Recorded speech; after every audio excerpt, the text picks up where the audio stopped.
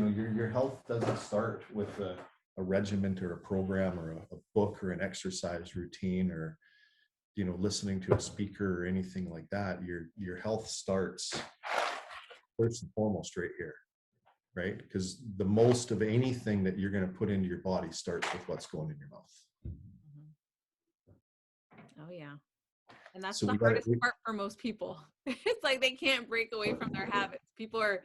I find it so ironic that during this pandemic, you have people so full of fear, putting on their triple masks, whatever it is, and they're lining out the door of McDonald's, right? Like, it just blows my mind. Those places should be closed during a pandemic. So you take a piece of fruit and you put it on your counter.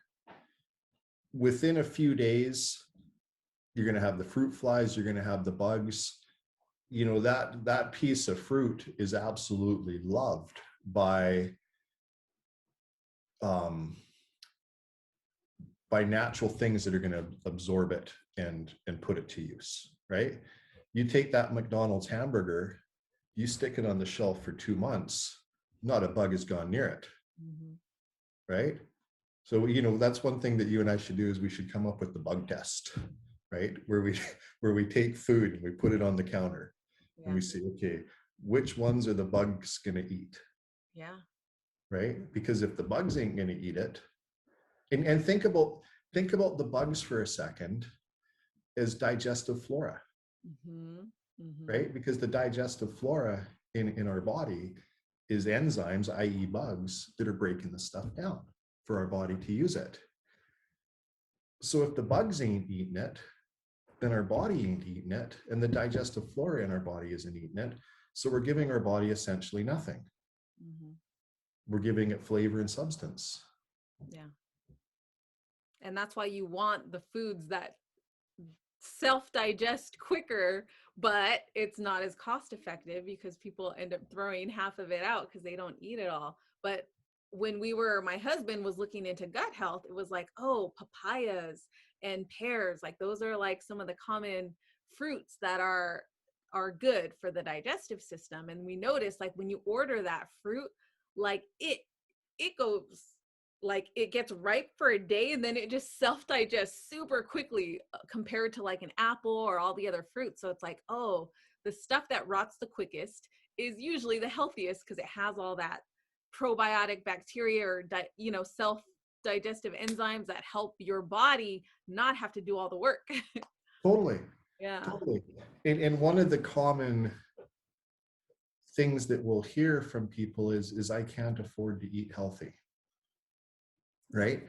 Because you can pick this up for $2 and a couple bucks for a pound of hamburger, and you got dinner on the table for $10. Right? And that's a fair argument because eating healthy today is more expensive than eating this today, right? But I rebuke that. If we look at things over, it's like a savings account. If we look at things over the course of time, right? What's this going to cost you in the future? What are those visits to the doctor going to cost you?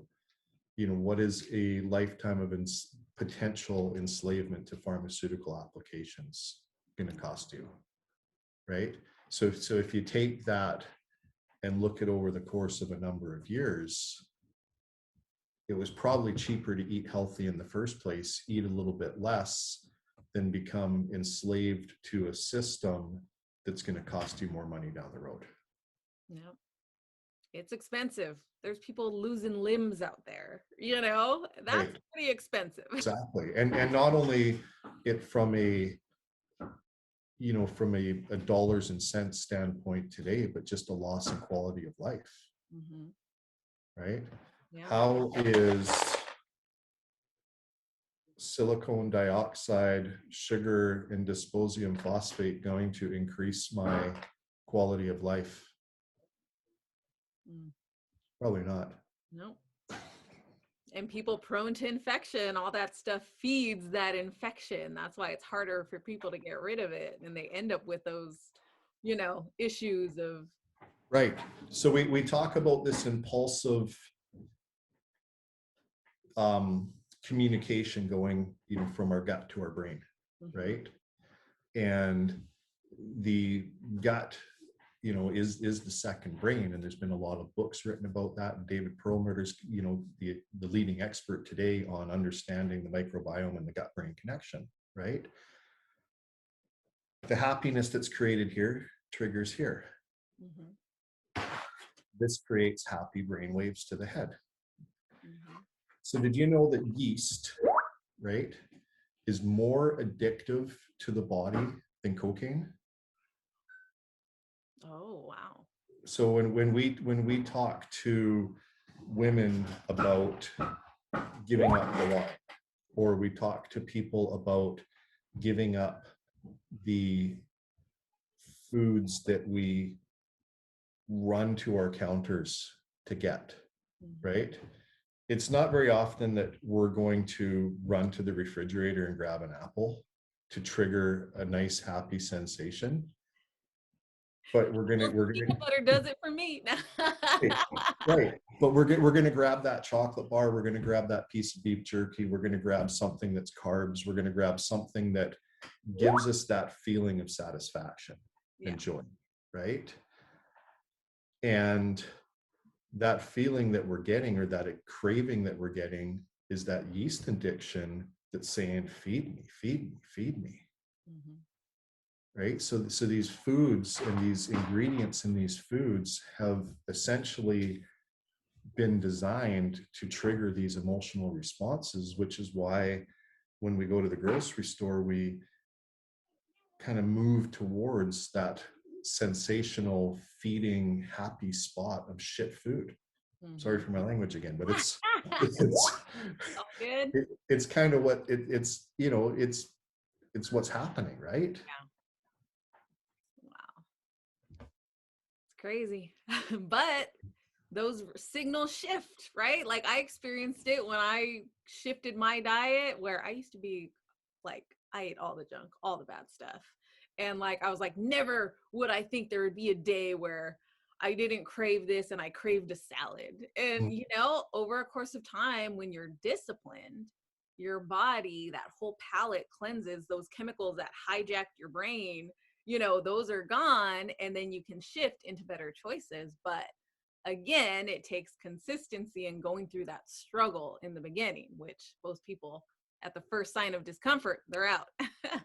It's hard because if somebody goes to quit smoking or quit drinking or quit a habit that has that comes with that addictive personality, Mhm. you're going to go through those responses of shedding that addiction, right? And unfortunately, the food and the things that taste great create that addiction, and there's headaches and tiredness and and these things, and it's basically it's that yeast in your body, it's your system that's become so addicted to those chemicals Mhm. that it's crying out and causing pain so that you'll feed it. Mhm. And we as people have been duped and deceived so immensely.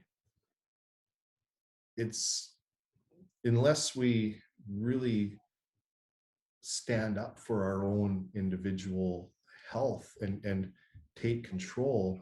The TV commercials, the radio commercials, the billboards, the advertisements that trigger these sensations of want, need, and desire, they're going to keep coming at us Mhm. because these companies want us to buy their products, Mhm. right? And there's a whole other conversation, is if these companies are hand in hand saying, hey, I'll make them sick if you give them this, like that's a whole other conversation. Yeah. But when you stand back and take a look at it, it makes you wonder, Oh yeah. right? It Each piece of truth and revelation has led me to a crazier like rabbit hole where I'm like, how did I end up here?